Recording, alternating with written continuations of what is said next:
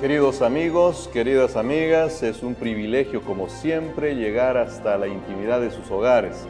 Este es su programa Diálogo Abierto y estamos acá para poder abrir la palabra de Dios, para conversar de temas que son importantísimos, información que Dios quiere que nosotros podamos conocer para nuestra salvación, para nuestro beneficio.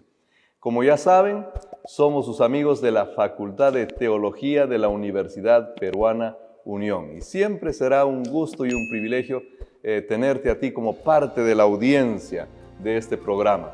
También seguramente estás notando que estamos en un escenario algo diferente. Estamos en una situación distinta. ¿Por qué? Porque estamos preparando algo mejor para el futuro. Esperamos pronto tener un escenario diferente, tener una remodelación en nuestro set y estamos trabajando en eso. Entonces, de acá a poco se viene alguna novedad, se viene algo especial y también tú serás parte de ese momento. Como siempre, vamos a comenzar saludando a algunos de nuestros amigos que nos escriben desde distintos lugares. Está, por ejemplo, José Olmedo Narváez, que nos manda saludos. Un saludo para ti también, José. A Janet Parra nos saluda desde Puerto Varas, Chile. Dice, estudiar la lección con ustedes es enriquecer nuestra vida espiritual como maestros de escuela sabática. Gracias por tu mensaje, Janet, que el Señor te bendiga y esperamos que cada día nosotros podamos ser mejores maestros donde estemos en nuestras iglesias y mejores estudiantes también de la palabra de Dios.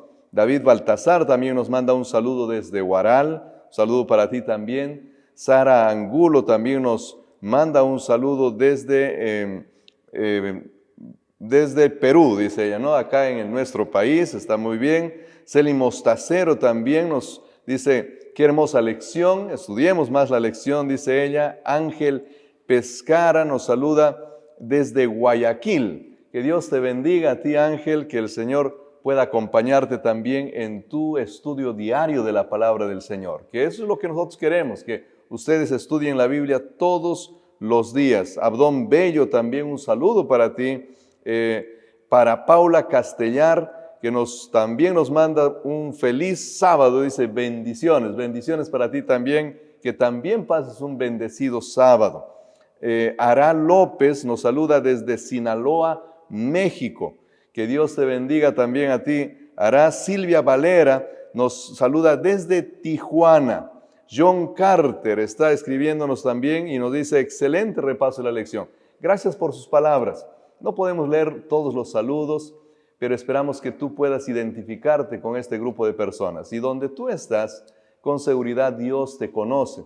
Él sabe quién eres, sabe la situación que estás viviendo y esperamos que este estudio pueda ayudarte también a encontrar respuestas, a encontrar la motivación necesaria para continuar estudiando la palabra de Dios. Bueno, ya está con nosotros nuestro invitado para esta ocasión, un amigo ya conocido, muchos años y mucho tiempo nos acompañó aquí en Diálogo Abierto, ¿no? Así es. Luego un tiempito ha tenido ciertas vacaciones, ¿no? Pero estamos otra vez de vuelta. Bienvenido, Pastor Jesús Anco. Gracias. Muchas gracias, Pastor Benjamín, y gracias también por la oportunidad de estar aquí en este set. Realmente, Diálogo Abierto tiene un espacio en mi corazón.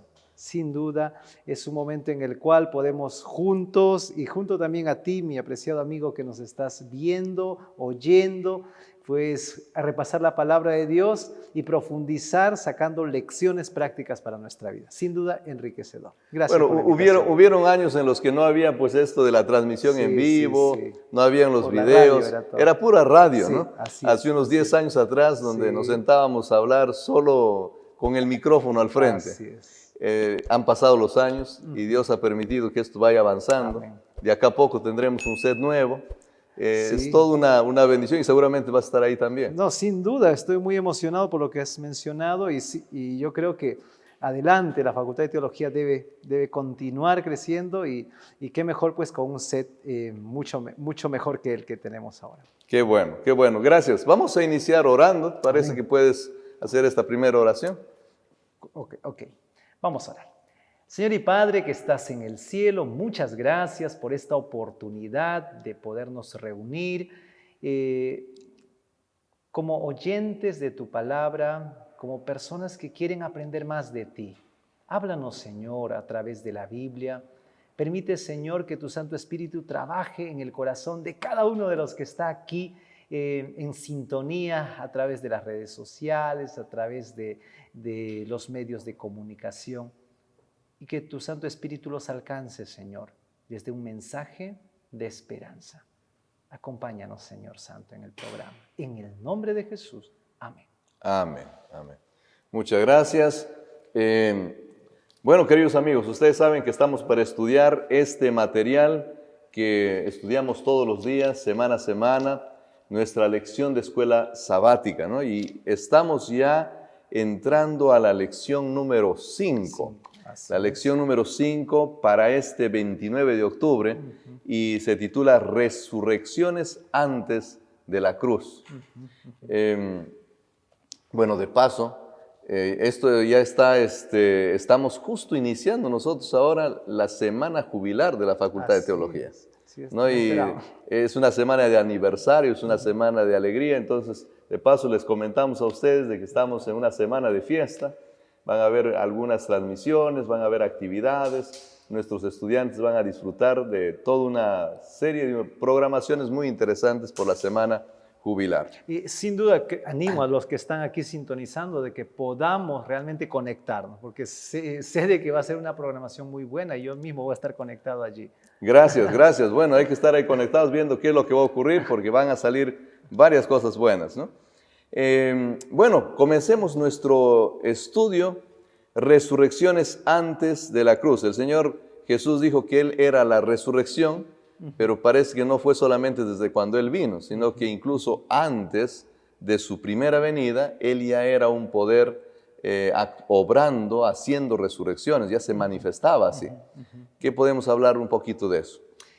Bueno, como lo hemos estado viendo, Benjamín, la semana pasada, pues acerca de la esperanza de la resurrección, no estaba solamente en el Nuevo Testamento, sino ya en el Antiguo Testamento se presentaba el mismo Job, Isaías, David, tenían esa esperanza de resurrección. Sin embargo, no solamente había esa esperanza, sino que hubieron algunos casos en los cuales hubieron personas que volvieron a la vida, aunque luego pues murieron nuevamente. Pero estas fueron como una pequeña antesala de lo que vendría realmente a realizar Cristo Jesús, pues en la más grande resurrección de todos los justos cuando Él venga. O sea, la esperanza estaba presente, como bien mencionaste, en todos los patriarcas posiblemente, sí, así ¿no? Así es. Pero Dios hizo algunos milagros como para confirmar esa esperanza, ¿no? Ahora, posiblemente ha hecho más, ¿no? Porque en la Biblia, ¿cuántos milagros tenemos registrados? ¿Tú tienes algo en mente? Milagros hay una gran cantidad. Bueno, lo que dice... De resurrección. De resurrección. Bueno, en el Antiguo Testamento tenemos el caso, por ejemplo, de Moisés, el caso de la viuda de Sarepta, también tenemos de la mujer de Sunem. Hay un caso que en la lección no se toca, pero que aparece también en el texto bíblico, que es de aquel hombre que toca los huesos de Eliseo, por ejemplo, ¿no? Que es un tanto medio extraño, que al profeta lo mandan a una fosa común, medio raro ello, pero que y luego allí pues aparece a uno de los hombres que estaba luchando y que murió, y el cadáver de este hombre toca los huesos de Eliseo y vuelve a la vida. Es algún relato particular que aparece. ¿Los huesos eran poderosos ahí o...? Porque a veces tenemos esa idea, ¿no? O sea, especialmente con este asunto de los amuletos, de las reliquias, un pedacito de la cruz, un pedacito del mantel de acá, especialmente en la Edad Media, por ejemplo, ocurría muchísimo eso, ¿no? El clavo de la cruz, ¿no? Un pedazo de la madera de la cruz. Siempre hay esa tendencia, te diré, de poder darle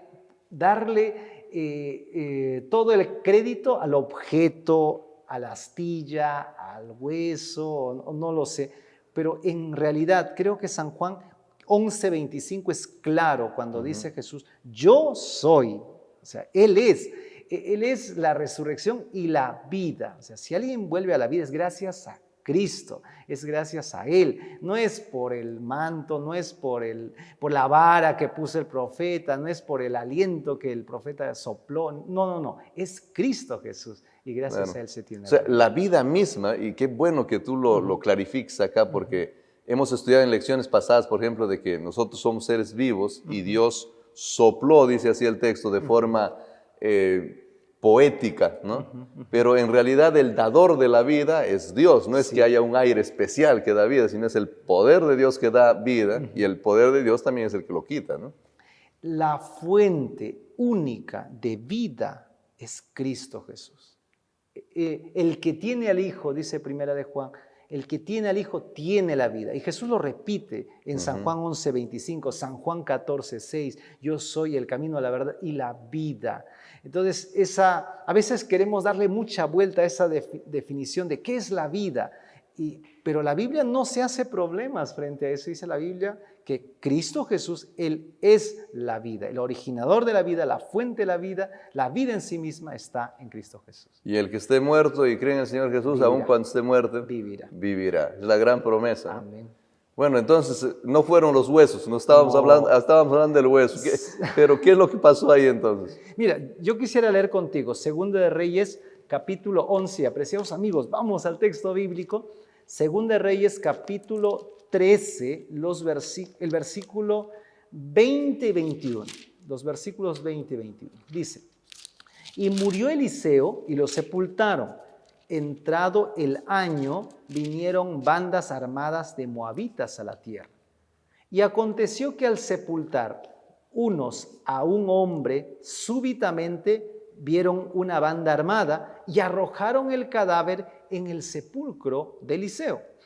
Y cuando llegó a tocar el muerto los huesos de Eliseo, revivió y se levantó sobre sus pies. Y eso es todo lo que nos declara el relato bíblico respecto a este hombre, que Dios utiliza esa situación para volver a dar vida a este hombre que, bueno, estaba muerto. ¿Por qué? ¿Cuál fue el motivo? ¿Qué pasó luego? La Biblia calla, pero nosotros sabemos que por todo lo que la Biblia también declara en otras partes, que esto fue por voluntad de Dios y algún propósito. Con seguridad, o sea, Dios no hace las cosas solo por show, ¿no? Así es. Esta gente que vivió esta experiencia, primero debe haber confirmado de que seguramente Eliseo, el profeta que había sido enterrado, era un varón de Dios. Así es. Que sus palabras, las que alguna vez ellos habían escuchado, valía la pena que lo recuerden y que lo tomen en cuenta. Así es. Muchas cosas deben haber ocurrido, ¿no? Porque Dios estaba produciendo, no eran los huesos, ¿no? Pero Dios estaba produciendo con algún propósito, como bien tú lo mencionas. Es muy interesante. Esto también es una resurrección. Así es. ¿Qué otras resurrecciones más vemos en el...? La primera resurrección es la de Moisés. Me llama la atención porque Deuteronomio, vamos a Deuteronomio, capítulo 34, como que la muerte de Moisés se da bajo la siguiente condición. Mira lo que dice. En Deuteronomio 34, el versículo 5 y 6, dice, y murió allí Moisés, siervo de Jehová, en la tierra de Moab, conforme al dicho de Jehová, y lo enterró en el valle, en la tierra de Moab, enfrente de Bet-peor, y ninguno conoce el lugar de su sepultura hasta hoy. La historia de Moisés finaliza en el capítulo 34, pues describiéndose a Moisés subiendo al Pisga, viendo toda la tierra, porque Dios le había dicho de que él no entraría a Canaán, y entonces, y luego con esa bella declaración, y lo enterró en el valle. ¿Quién lo enterró? Dios. Dios lo enterró. Sin duda Dios ordenó que sus ángeles puedan obrar todo ello, pero fue Dios quien se encargó de Moisés. No fueron humanos los que enterraron a Moisés. Ahora, Junto a esto, que acontece que de paso nadie conoce, de acuerdo al registro, dónde muere Moisés. Es que él sube solo también, Sí, bueno, y solo. solo acompañado por el Señor. Así es. Ahora, qué privilegio tremendo. Sí, sin duda. O sea, no sé si, mira, morir no es lo que el ser humano desea, ¿no? Pero si Dios te llama a ti y te dice, mira, yo te voy a llevar por el camino y te voy a hacer descansar, capaz la cosa es un poco más tranquila. O sea, ese tipo de muerte capaz no fue tan angustiante para Moisés. Yo creo que la angustia, Benjamín, estaba en el no entrar a la tierra prometida. Ese era su mayor problema, ¿no? Ese era el, ¿por qué yo no entro? ¿Por qué todos van a entrar y yo? Y él describe en los primeros capítulos, yo le rogué al Señor, pero dijo, no, tú no vas a entrar. Vas a mirar la tierra, pero no vas a entrar. Y hay veces en que Dios, pues, nos niega algo que nos podría dar. Yo creo que allí hay una grande lección, Benjamín, y es que Dios desea una obediencia total a sus mandamientos. Y eso a veces como que no resaltamos mucho. Dios espera que sus hijos sean fieles a Él. Y Moisés no fue fiel a Él. Y Dios no pudo pasarle por alto ese momento cuando Él se atribuyó el poder dar agua a todos los israelitas. Parece exagerado. Tuvo que morir como Sí. sin mirar, sin poder pisar la tierra. Ese acto le costó no entrar a Canaán. No entrar a Canaán. Parece muy vertical, pero Dios exige obediencia total de parte de sus hijos. Bueno, qué buena reflexión, ¿no? Creo que en este contexto en el que todavía tenemos vida, creo que vale la pena meditar en eso, ¿no? Sí. Dios quiere que nosotros... Ahora, gracias a la gracia del Señor también, podemos ver a Moisés que, aun cuando no pisó la tierra prometida, Dios lo va a levantar y lo va a resucitar. Dios mismo lo va a enterrar. O sea, no es que Dios lo desechó por completo, sino que de alguna forma Dios estaba proveyendo algo para él también. Es esa mezcla entre la justicia de Dios y el amor y la gracia de Dios, ¿no? que se mezclan en cómo trata a Moisés. Y lo describe, mira, y murió allí Moisés, siervo de Jehová. O sea, no era cualquier tipo, era el siervo de Jehová el que muere allí. Y Jehová mismo se encarga de su sepultura. Mira, yo siempre pienso en eso, ¿no? Digo, debe ser bonito morir acompañado del Señor, ¿no? Debe ser bonito tener esa certeza, o sea, porque Moisés subió al monte sabiendo que iba a morir, ¿no es cierto? Sí. Él sabía que era su camino sin retorno. Correcto. ¿Qué habrá tenido en mente en ese momento? Realmente, quizá su mayor preocupación era ese pueblo que tanta cólera a veces le dio, pero que tanto amor había tenido, ¿no? Por ese pueblo. Moisés se dio de íntegro a ese pueblo. Trabajó, luchó por ese pueblo. Sí, por ese pueblo. Dejarlo era su pena. Me parece, desde mi análisis ahí de Deuteronomio, es que su mayor dolor es no entrar con el pueblo a la tierra prometida. ¿Sabes? Me recuerda al apóstol Pablo, cuando el apóstol Pablo dice, mira, yo viva o muera, para mí me da igual. Si tengo que vivir, debe ser por ustedes. Amén. Pero por mí sería mejor morir, porque así ya estaría de acá al día que resucite en la presencia del Señor, ¿no? Sí. Parece que Moisés también tenía ese mismo sentimiento, o sea, su preocupación no era por vivir más tiempo. Él subía tranquilo, pero su pena, como tú decías, era dejar al pueblo, ¿no? Sí, y hasta lo último, todo el libro de Deuteronomio es una exhortación ahí de un hombre que ya ve que está llegando al final, de que no va a ingresar y que quiere dejar una herencia a la siguiente generación, ¿no? Como lo estudiamos todo un trimestre pasado. Claro, hemos estudiado todo el libro de Deuteronomio, ¿no? Bueno, viene la resurrección de Moisés. ¿Cómo fue eso? Sí, y eso lo describe pues en Judas, en el versículo 9.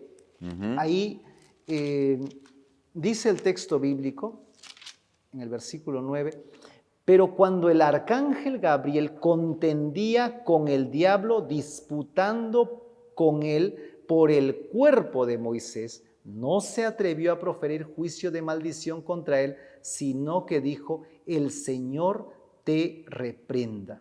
Vemos aquí una contienda, una disputa legal por el término griego que aparece aquí, entre Miguel y el diablo, el adversario. Eso es algo común, ¿no? Que aparece ya en Apocalipsis. Solo para aclarar, entonces no es una pelea de jalones. No es un asunto que yo jalo las piernas de Moisés y jalo los brazos de Moisés y me estoy quitando a Moisés. No se trata de esa pelea. Es una contienda legal, nos dices. Tal vez nos explicas un poquito mejor eso. A ver, lo que acontece en el Génesis, cuando Dios dice: polvo eres y al polvo volverás. Entonces estaba declarando que todo ser humano, por pecador, tenía que tenía que morir y tenía que deshacerse y quedarse aquí, en esta tierra. Esa era la paga del pecado. Esa era la paga del pecado, que Pablo también lo enfatiza en Romanos 6:23. Pero ahora aparece Miguel y quiere tomar el cuerpo de Moisés. Entonces dice el diablo: oye, no, porque no es así. Así es.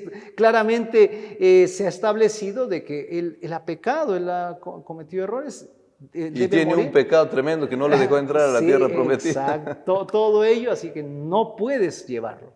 Pero entonces, frente a eso, lo que hace Miguel es simplemente dice: no se atrevió a proferir juicio de maldición contra él. Ojo, Miguel pudo haberle dicho: mira, tú engañas a las personas, haces esto y lo otro. Todo le pude haber mencionado allí al diablo, pero no lo hace, sino que le dice: el Señor te reprenda. El Señor te reprenda. Esta frase, el Señor te reprenda, se repite justamente en Zacarías, en Zacarías capítulo 3, cuando también el diablo está contendiendo con el ángel de Jehová por causa de las vestiduras sucias del sumo sacerdote Josué, de que por qué se le va a cambiar de vestidura y todo ello, ¿no? ¿Qué lección yo veo aquí? Lo que yo veo es que el enemigo siempre está buscando acusar, está buscando que ningún ser humano pues salga de esa declaración de que deben morir y deben quedarse hechos polvos en esta tierra. Ahora, ¿se podría decir ahí, Jesús, que se hizo una especie de pequeño juicio, lo que nosotros ahora llamamos juicio investigador, a gran escala, ¿no es cierto?, para determinar que Moisés debía de ser resucitado, y entonces se ganó el juicio y Moisés fue resucitado? ¿Podríamos llegar a tener alguna vislumbre de algo así ahí? Yo creo que podría darse el caso, aunque el texto no nos da no es tan explícito. No es tan explícito en ello, porque ni el mismo Miguel se atreve a disputar y responderle, ¿no? Porque el diablo está presentando allí un argumento, pero él dice: no, el Señor te reprenda, y lo que hace es llevarse el cuerpo. Entonces, frente a eso, lo que podemos determinar es, bueno, el Señor ya lo estableció, Dios es justo, y se ha determinado que Moisés va a resucitar. Pero existe una determinación, sí, ¿no? Especialmente por los términos legales que se van empleando en esa sección. De alguna forma da la impresión que existe una determinación de Dios en base seguramente a una evaluación del mismo Moisés, ¿no? No porque es capricho de Dios, claro, sino porque él evalúa que Moisés debe de ser resucitado y determina que debe ser resucitado. O sea, da un edicto de juicio: tiene que ser resucitado, ¿no? La resurrección y el juicio, aquí de paso aprovechamos, tiene algún tipo de relación, ¿no es cierto? Sin duda, sin duda. Cuando nosotros hablamos de la resurrección, estamos hablando de la resurrección, porque ahora la semana pasada hemos visto de que existen dos tipos de resurrección, ¿no? Claro. Una resurrección, decía Daniel, para vida eterna, y otra para condenación perpetua.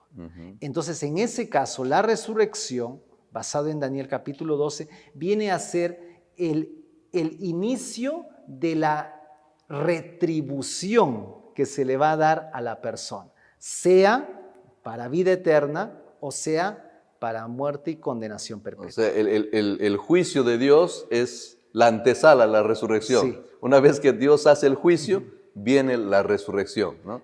Ya sea juzgado para vivir eternamente o ya sea juzgado para condenación.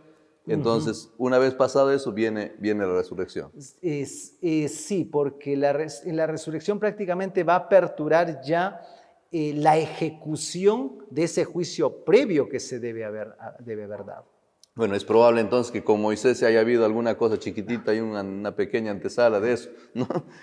Algún rato el Señor nos explicará más detalles cómo fue todo esto, pero sí hay una relación entre juicio y resurrección. Sí, definitivamente, ¿no? Sí la hay. Y lo que vemos luego, pues es Moisés ya vivo, quien se aparece en la transfiguración, de acuerdo a Lucas 9, junto a Elías, en el momento ya cuando Jesús va a pasar a la semana esa en la cual va a ser crucificado. Bueno, y eso seguramente la mayoría de nuestros amigos también lo han visto en las películas, lo han leído posiblemente en el texto bíblico. Y bueno, esta conversación está muy interesante. Estamos con la primera resurrección, es la primera. Nos quedan varias porque Dios ha hecho muchísimas más. De todas maneras, vamos a hacer un pequeño alto acá y vamos a invitarte a mirar un video que habla de un poquito de la facultad de teología. Alguna cosa que tú vas a conocer, algo más íntimo de esta facultad que prepara estas lecciones y que está en esta semana celebrando un año más de su existencia, preparando pastores, siervos del Señor para servirle a su causa, para predicar el Evangelio. Mira este video, por favor.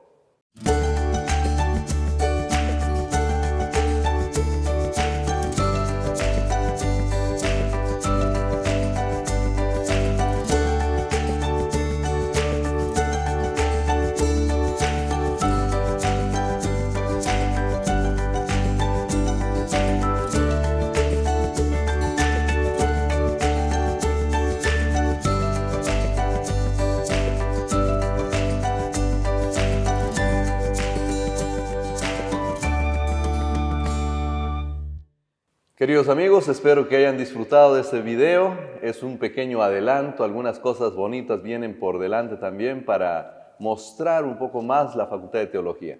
Pero quiero aprovechar en esta semana especial para hacerte una invitación directa a ti que estás escuchando este programa. Por alguna razón, posiblemente estás en la edad de elegir una carrera y creo que Dios te necesita en el cuerpo de personas que se dedicarán a tiempo completo a predicar el Evangelio. El Señor tiene que volver pronto, debe de volver pronto, porque vivimos en un mundo lleno de muerte, de enfermedades, de dolor, de desgracia. Y si tú te animas y te pones en las manos del Señor, tú puedes ser uno de los grandes mensajeros que Dios levante en el tiempo del fin para iluminar al mundo entero con el Evangelio, con su gloria, como dice Apocalipsis 18, y hacer que el Señor Jesús venga pronto, porque hay una profecía que debe ser cumplida. Mateo 24, 17. Cuando el Evangelio sea predicado a todo el mundo, entonces vendrá el fin. Por eso, te invito a que seas parte del proceso de admisión de la Facultad de Teología. Ya estamos a pocos días de iniciar, se está cerrando estos días también en la etapa de inscripción. El 31 estamos empezando con un proceso de admisión. Y de paso acá el pastor Jesús Ángel está al frente del proceso de admisión, ¿no? Estamos trabajando en eso también. Así es, así que me uno, Benjamín, a la invitación para que puedas participar de este proceso de admisión y seas un pastor de la Iglesia Adventista del Séptimo Día. Amén, amén. Dios te está necesitando. Bueno, estamos hablando de las resurrecciones. Habíamos hablado ya de Moisés. Podríamos seguir hablando, pero si no nos vamos a quedar solo con Moisés. Y tenemos más resurrecciones todavía en el Antiguo Testamento y luego en el Nuevo Testamento, antes de la resurrección del Señor Jesús. ¿De qué otras podemos hablar? Hay dos resurrecciones que creo que se pueden circunscribir a lo que Hebreos decía en Hebreos capítulo 11, en el versículo 35, las mujeres recibieron sus muertos mediante resurrección. Y hubieron dos mujeres, como hace un momento te mencionaba, una pues era de Sarepta. Sarepta era una ciudad pequeña entre Tiro y Sidón, ciudad pagana, a la cual Elías llega a esa ciudad, pues en un momento cuando Israel está viviendo una crisis religiosa muy política seria. también, ¿no? Y podríamos llamar política también. Hay una mezcla ahí de... Sí, bueno, resulta que la hija del rey de Sidón se había casado allí con el hijo del rey de Israel y se había formado ese poder en el cual se había dejado a Jehová. Creo que ese era el mayor problema. Y como consecuencia, pues hubo un problema económico serio, que es una sequía, 3 años sin lluvia y todo ello, y es allí... Y también por obra sobrenatural de Dios, ¿no? Porque Dios como que interviene para que eso no ocurra, ¿no? No llueva, para que haya toda esta sequía. Sin duda, recuerda de que la promesa del Deuteronomio era, mira, si tú te apartas del camino, si tú no, tú has hecho un pacto conmigo, le dice Dios, pero si tú no cumples ello, yo también no voy a cumplir contigo ello. Y entonces algo como consecuencia de ese alejamiento de Dios, también acontece pues toda esa sequía. Y bueno, ¿qué hace el profeta? Pues el profeta parte hacia Sarepta, ciudad pagana, y ahí se encuentra con una mujer que tiene su hijito y que están preparando su última cena o almuerzo, quizá, no lo sé. Y cuando le dice, por favor, dame de comer, ¿no? Y bueno, yo tengo lo último, bueno, dame a mí primero. Parece un poco muy atrevido ello, pero la mujer tiene fe y le da. Es interesante eso, a mí me llama mucho la atención porque parece que esta viuda sabía más o menos con quién estaba hablando, ¿no? Sin duda, Benjamín, hay muchas personas fuera del pueblo de Dios que aun cuando no tengan el completo conocimiento, Dios va obrando de diferente manera, porque Él es el principal interesado en que todos puedan alcanzar la salvación. Y reconoce al mensajero de Dios rápidamente. Eso es lo que ocurrió con ella. ¿Qué es lo que pasa? Ella tenía un hijo, ¿no? Sí, y bueno, se hace un milagro y pues se multiplica la harina, el aceite y todo felices hasta que algo acontece con el muchacho, enferma y muere. Y es curioso porque la mujer se va donde Elías y le dice en Primera de Reyes 17:18.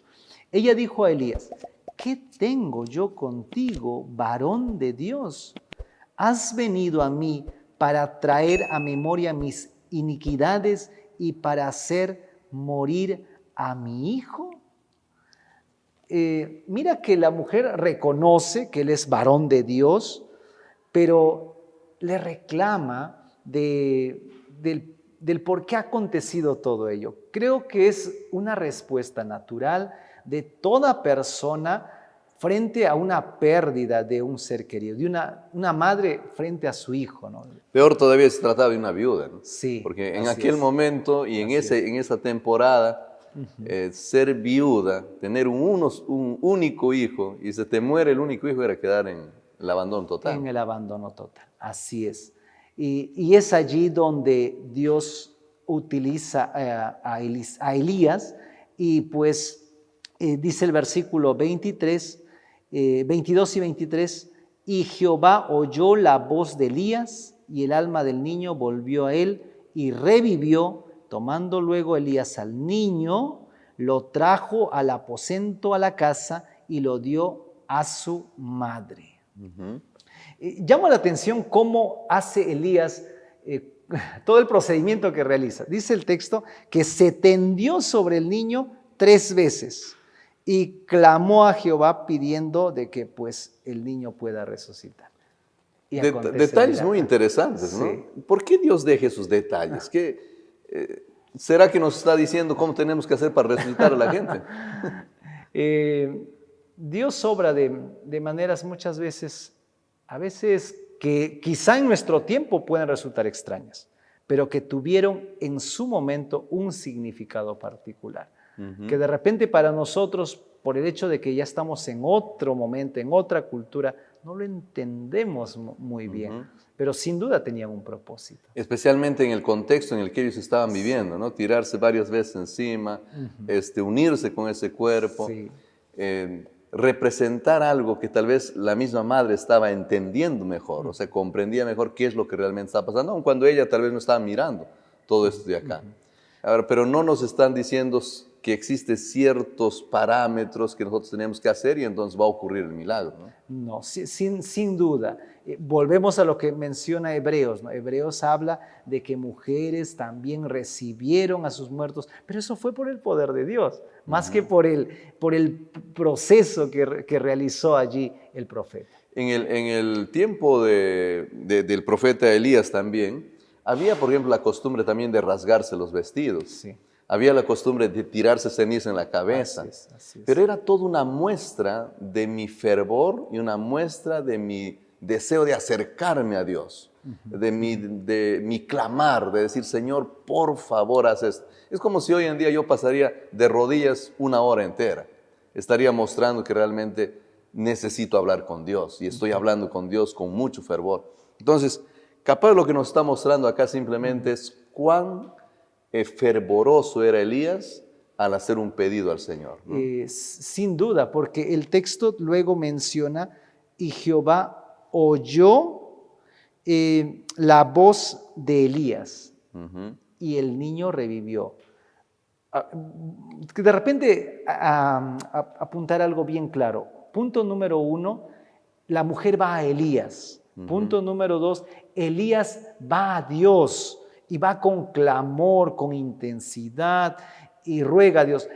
¿Por qué? Porque Elías no va a dar el aliento o va a traer al niño de vuelta a la vida.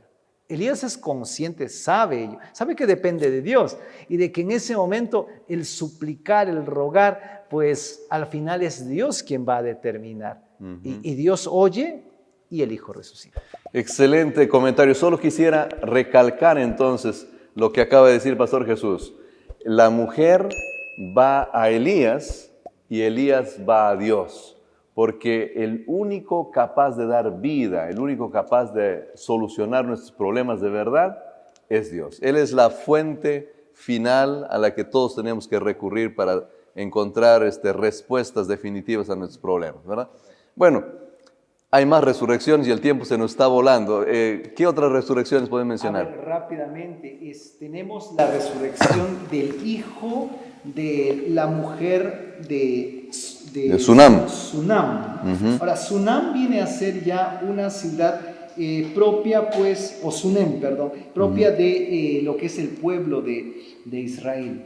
Esta es una mujer, a diferencia de la anterior, que era viuda y pobre, esta es una mujer un tanto más acomodada, que tiene la idea grandiosa de hacerle un cuartito para el varón de Dios. De modo que si el varón de Dios pues viene a Sunem y no tiene dónde quedarse, pues pueda descansar en ese cuarto junto con su criado, ¿no? Y entonces se lo hacen saber, construyen, y el varón de Dios pues le pregunta al siervo, ¿y qué podemos hacer por esta mujer? Porque la mujer tampoco no pide nada. Y el criado dice, no tiene hijos. Es una pareja que no tiene hijos. Y entonces ahí es donde Eliseo le dice, mira, próximo año por este tiempo vas a tener un hijo. Y resulta de esa manera, el hijo nace, crece, y un día mientras el esposo está allí en el campo, le duele la cabeza, grita, y entonces le dice el papá al hijo, mira, ve con tu mamá, y en las piernas de su madre muere. Terrible, ¿eh? Terrible. Trágico, ¿no? Trágico. Primero no tiene los hijos, luego el profeta, bueno, de paso aquí, ya creo que hasta este momento, Jesús, nosotros debemos de tener bien claro que no es que el profeta llega ahí a la mujer y le dice, bueno, vas a tener un hijo el próximo año. O sea, no es así, ¿no? Sino que el profeta en su vida privada se arrodilla, clama a Dios, le pide al Señor y luego con esa certeza va y le dice, Dios te dará un hijo el próximo año. Sí. No es algo así medio místico en lo que él viene y con su varita ocurre, porque ya hemos visto que estos profetas en realidad son gente que clama a Dios tremendamente. Sí. Aun cuando el texto no registra esto el diálogo entre el profeta y Dios, muchos pasajes que muestran a los profetas dando mensajes son mensajes pues que Dios ha dado. Y cuando algún profeta habla más de la cuenta, Dios mismo le dice, hey, corrige, porque no ha sido así el mensaje, no es así. Y el profeta tenía que corregir. Conclusión, el profeta es solo un portavoz de Dios, del mensaje de Dios. De paso, eso significaba también la raíz del término profeta. Profeta, ¿no? Bueno, y ahora ya el niño murió, ¿y qué es lo que pasa ahí? Entonces, lo que acontece es, la mujer rápidamente le dice al esposo que quisiera una mula para poder ir, y un criado, y no le dice absolutamente de la desgracia. Y Se aguanta. Se aguanta de todo. Bueno, realmente debió haber sido muy, muy doloroso ello. La mujer alista la mula junto con el criado, salen y entonces llega hasta el Monte Carmelo y entonces le dice Eliseo a su criado, mira, viene la mujer de Sunem. Mira, pregúntale cómo está ella, está bien su hijo, está bien su esposo. Y entonces se va el criado, le pregunta y la mujer dice, está bien, todo bien. Y llega hasta donde está el profeta y se quebranta. El texto bíblico dice que se hace de los pies del profeta en lágrimas y dolor. Y el criado está sorprendido porque hace un ratito la mujer le dice, pues, que todo va bien. Y ahora que se quebrante, entonces... Recién como que expresa sus sentimientos, ¿no? Y el profeta le dice, déjala porque su alma está pues en quebranto. Y Dios no me ha mostrado el motivo. Me ha ocultado eso, ¿no? Y ahí es donde la mujer luego le dice, mira, y te invito, apreciado amigo, que vamos a 2 Reyes capítulo 4, versículo 28. Dice, y ella dijo, pedí yo hijo a mi señor.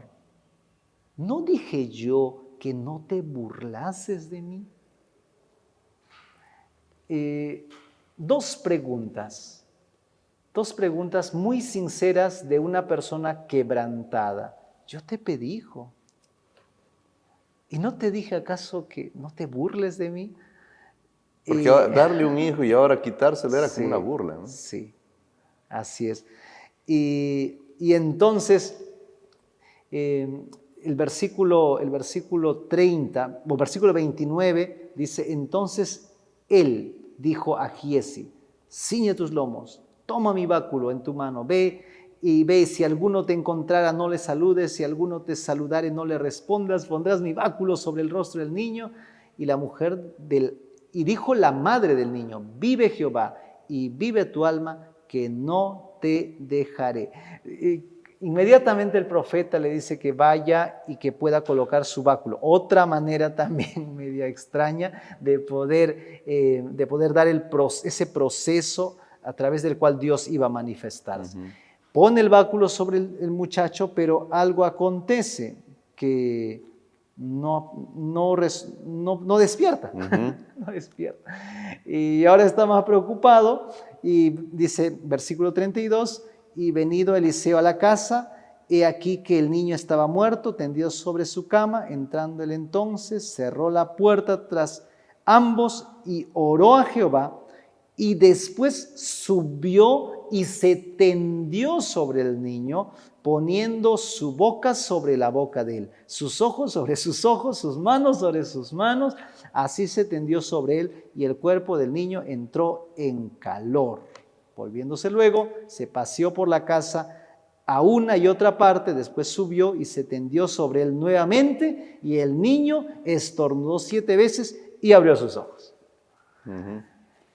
Nuevamente vemos una situación similar a la resurrección del hijo de la viuda de Sarepta. Todo un protocolo a nuestro tiempo bastante extraño que muestra, desde mi perspectiva, pues el clamor de Eliseo por una mujer que está sufriendo terriblemente. Pero es un clamor muy honesto que lo aprendió de Elías también, porque nosotros tenemos que tener bien claro también esto, Que Eliseo era discípulo de que Elías. Eliseo era discípulo de Elías. Sí. Y entonces él aprende cómo nosotros podemos reclamar las promesas del Señor en un estilo que tal vez nosotros ahorita no lo haríamos, como bien tú dices, pero ese era el sistema que ellos usaban, ¿no? Reclamar las promesas del Señor de forma ferviente, no de forma sencilla, parado en una esquina diciendo, Señor, necesito que hagas esto por mí, sino que realmente con toda su alma puesta ahí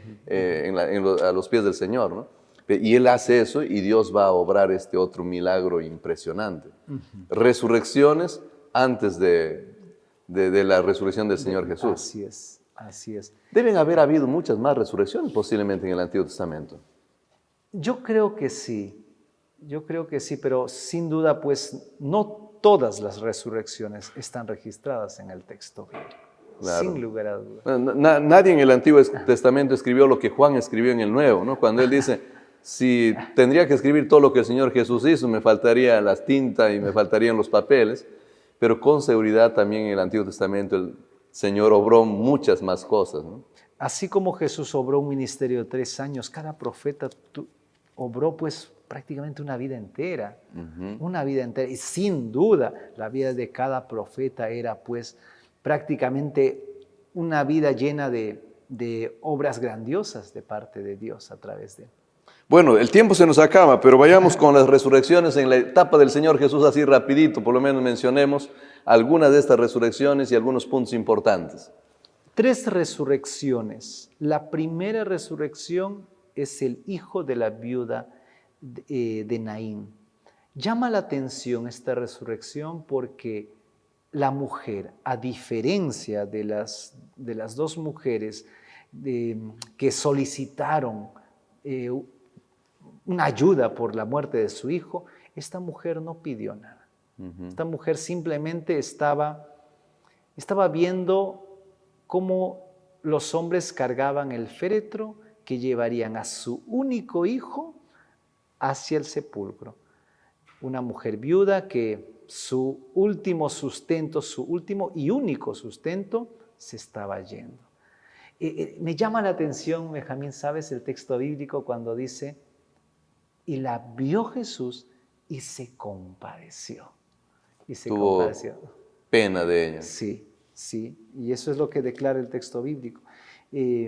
Realmente Dios en Lucas capítulo, vamos a leer el texto, si te parece, por lo menos me llama la atención este pasaje, Lucas 7:13. Miren lo que dice. Y cuando el Señor la vio, se compadeció de ella y le dijo, no llores. Y acercándose tocó el féretro y los que lo llevaban se detuvieron y dijo, joven, a ti te digo, levántate. Entonces se incorporó el que había muerto y comenzó a hablar y lo dio a su madre. Yo encuentro ahí una gran lección y es que aun cuando quizá podamos estar sumidos en el dolor, Dios ve nuestra situación. Y aun cuando de repente en nuestra mente ya no hay salida o no hay esperanza, parece que ya no hay razón para pedir nada, ¿no? Sí. Capaz era el caso de la mujer, o sea, ella pensaba que ya no había por qué pedir, ya había muerto, ya no había razón para suplicar, simplemente tratar de resignarse a esa realidad. Pero Dios sabía que en el fondo, en su corazón, había un pedido ahí. Sí, un pedido quizá no hablado, quizá allí en lo más profundo del corazón. Ya medio muerto y enterrado. Pero Dios lo vio y Dios ve lo que el ser humano no ve, ¿no? Lo que el ser humano no ve. Otra cosa que me llama la atención, los profetas antes suplican, hacen muchas cosas. Da la impresión de que el Señor Jesús simplemente dice, levántate. Sí. Los otros claman, oran y el Señor Jesús viene y dice, bueno, mira, a ti te digo, levántate. Y es como dice Hebreos, ¿no? Dios habla muchas veces y de muchas maneras, pero el mensaje es el mismo. El mensaje es, yo soy la resurrección y la vida. Capaz la diferencia es que la vida estaba ahí al frente, ¿no? O sea, el Señor Jesús, quien es la vida. Mientras que Elías, Eliseo no eran la vida, Claro. necesitaban Sí. clamar, ¿no? Sí. Mientras que ahora es el mismo Señor Jesús que está al frente y dice, levántate. Levántate. Y devolviendo Yo creo que sí. Yo creo que es una buena reflexión. Es la vida misma, el Verbo hecho carne, quien trajo a la vida todo lo que vemos aquí en este planeta, quien ahora volvía a la vida, es al hijo de esta vida. ¿Qué otras resurrecciones vemos ahí? Tenemos la hija de Jairo, la hija de Jairo. Bueno, a diferencia también de la viuda de Naín, este es un hombre próspero, es un líder dentro de la comunidad, y que su hija, una niña de 12 años, pues acaba de fallecer en ese momento cuando él está desesperado buscando al maestro para que le pueda curar de esa enfermedad terrible que tenía. Pero simplemente ya murió, y los que están a su alrededor dicen, ya no molestes al maestro, tu hija ya murió, ya no hay esperanza. Y es allí cuando Jesús dice, no, ella duerme. Todos se burlan, ¿no? Y entonces, y al final él, junto con sus discípulos y también los padres de la niña en ese cuarto, le dice Talita Cumi, levántate. Niña, a ti te digo, levántate. Y se levantó. Claro, y la condición que el Señor Jesús le dice, tranquilo, tú cree nomás, ¿no? Cree en mí. Y vamos. Y bueno, el Señor Jesús, como tú lo has mencionado muchas veces, en Juan especialmente repite muchas veces que Él es la vida, Él es la resurrección, ¿no? Y va otra vez ahí y directamente, nuevamente, levántate. En el otro caso, que es un caso ya sumamente conocido también, ¿cómo ocurre el caso de Lázaro, que es el último, pues vemos a una familia que es muy cercana a Jesús. Muy cercana, mucha confianza tienen ellos con Cristo Jesús. De manera que Lázaro está enfermo y María y Marta no tienen mejor manera de enviar un heraldo, un mensajero, que le pueda decir, mira, el que tú estimas, amas, pues está enfermo. Entendiendo, pues, como es nuestro amigo, pues rápido va a venir, ¿no? Y no viene Jesús. Parece que adrede, ¿no? O sea, porque cuando uno lee la historia da la impresión de que él dice, no, espera todavía un poco, ¿no? Sí, y pasa pues hasta que muere Lázaro, y es allí donde pasan ya 4 días, ya se ha hecho toda la ceremonia funeral, ya se lo ha enterrado, y es ahí donde Jesús recién aparece. Pero ya antes de ello había conversado con sus discípulos, quienes me imagino que también están preocupados. Oye, ¿qué pasa con Jesús? Medio raro. ¿Qué pasa? ¿Por qué sigue haciendo ahora? Pero es su amigo, pues que en la casa a la cual siempre llega, y no hace nada Jesús, parece. Y bueno, él dice, Jesús, pues Lázaro duerme, voy a despertarle. Jesús vuelve y ahí es donde Marta se acerca a Jesús y le expresa su dolor. San Juan capítulo 11, rápidamente vamos a ver. En el versículo, en los versículos desde el, a ver, ¿dónde estamos? 17. Vino pues Jesús y halló que hacía ya 4 días que Lázaro estaba en el sepulcro. Betania estaba cerca de Jerusalén como a 15 estadios, y muchos de los judíos habían venido a Marta y María para consolarlas por su hermano. Entonces Marta, cuando oyó que Jesús venía, salió a encontrarle, pero María se quedó en casa. Marta dijo a Jesús, Señor, si hubieras estado aquí, mi hermano no habría muerto. Esa es la expresión de Marta que muestra el dolor y a la vez muestra todavía esa fe de que si él hubiese estado, esto no hubiese pasado. Pero es algo que ya no se puede retroceder. En el griego aquí hay una construcción que es una condición pues que no se puede dar. sea, Ujú. no Es se imposible. puede. Es imposible de que esto se pueda. Si hubieses estado, sí o sí hubiese vivido, en otras palabras. Es más una declaración de lamento y de dolor, ¿no? Si Ujú. hubieses estado. Bueno, y entonces más ahora sé, y ahí añade Marta, ahora que todo lo que pidas a Dios, Dios te lo dará. Muestra su dolor a través de esa expresión, pero ahí a la vez dice, mira, pero yo sé que todo lo que tú pidas, Dios te lo va a dar. Dios te lo va a dar. Y entonces Jesús le dice, mira, tu hermano resucitará. Va a resucitar. Pero Marta conecta inmediatamente esa declaración de Jesús con la fe que todos tienen, que el Antiguo Testamento tiene y que también ellos tienen. Y es, claro, va a resucitar, pero en el día postrero, cuando al final ya se dé todo ello. Y Jesús lo que dice es, yo soy la resurrección y la vida. El que cree en mí, aunque esté muerto, vivirá. Pienso que hay una lección en la cual una persona expresa su dolor frente a Dios del por qué permite que se arrebaten a una persona que está en el camino de Dios, que hace lo correcto y que aparentemente Dios no responde a las plegarias, a las oraciones.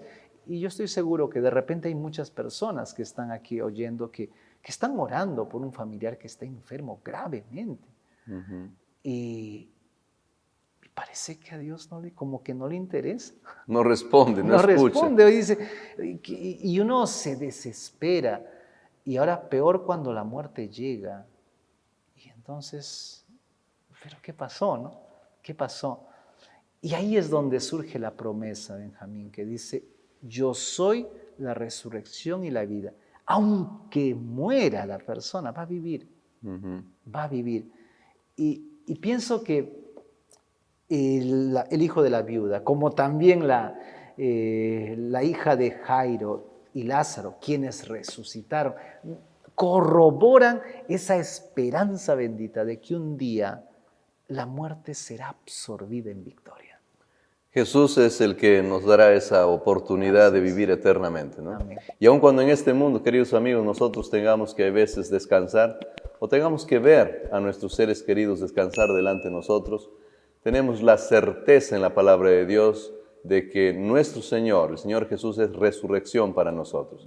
Es resurrección para nuestros seres queridos que han descansado creyendo en Él. No solamente por su palabra, sino por las evidencias, porque antes Él obró eso, porque en su ministerio aquí en la tierra obró eso. Y déjame decirte algo más, porque ahora en este tiempo también sigue obrando.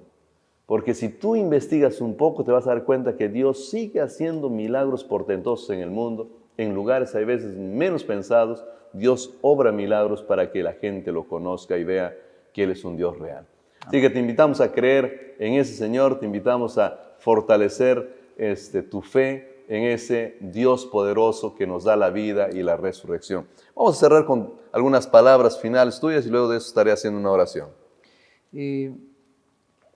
Cada una de las resurrecciones que nosotros vemos en el Antiguo Testamento, Moisés, ese hombre que cayó en el sepulcro de Eliseo, la viuda de Sarepta y el hijo de la mujer de Sunem, la viuda de Naín, Lázaro y la hija de Jairo, todos ellos son solamente